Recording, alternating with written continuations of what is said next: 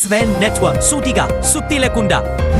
బంగ్లాదేశ్లో మైనారిటీలపై జరుగుతున్న దాడులు మరోసారి కలకలం రేపాయి. సిల్హెట్ జిల్లా గోవాయింఘాట్ ఉపజిల్లాలోని బహోర్ గ్రామంలో హిందూ స్కూల్ టీచర్ బరేంద్ర కుమార్ డే ఇంటికి గుర్తు తెలియని వ్యక్తులు నిప్పుపెట్టారు. ఈ ఘటనలో ప్రాణనష్టం జరగకపోయినా ఇంట్లో ఉన్న విలువైన వస్తువులు, సామాన్లు కాలిపోయాయి. ఈ పరిస్థితులపై భారత్ కూడా స్పందించి మైనారిటీలకు రక్షణ కల్పించాలని బంగ్లాదేశ్ ప్రభుత్వాన్ని కోరింది.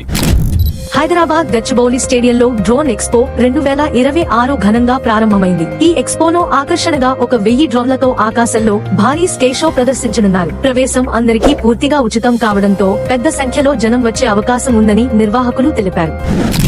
ఆంధ్రప్రదేశ్ కాకినాడలో గ్రీన్ హైడ్రోజన్, అమోనియా రంగంలో సుమారు $10 బిలియన్ అంటే మన కరెన్సీలో 83,000 కోట్ల భారీ పెట్టుబడి రాబోతున్నట్లు ఐటీ శాఖ మంత్రి నారా లోకేష్ ప్రకటించారు. గ్రీన్కో గ్రూప్ కు చెందిన ఏఎం గ్రీన్ సంస్థ ఈ మెగా ప్రాజెక్టును చేపడుతుండగా దీని ద్వారా సుమారు 8,000 మందికి కొత్తగా ఉద్యోగ అవకాశాలు లభించనున్నాయి. భారతదేశం టెలికాం రంగంలో సరికొత్త చరిత్ర సృష్టించింది. కేవలం 3 ఏళ్లలోపే దేశంలో 5G వినియోగదారుల సంఖ్య 40 కోట్లు దాటినట్లు కేంద్ర కమ్యూనికేషన్ల మంత్రి జ్యోతిరాదిత్య సింధియా వెల్లడించారు. దీంతో 5G యూజర్లు ఉన్న దేశాల్లో చైనా తర్వాత భారత్ 2వ స్థానానికి చేరుకుంది.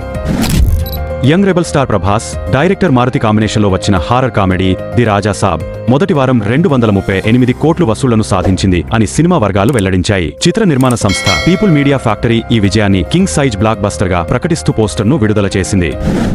సుత్తి కొట్టకుండా నిజమైన వార్తలను తెలుసుకోవడం ప్రతి భారతీయుడి హక్కు.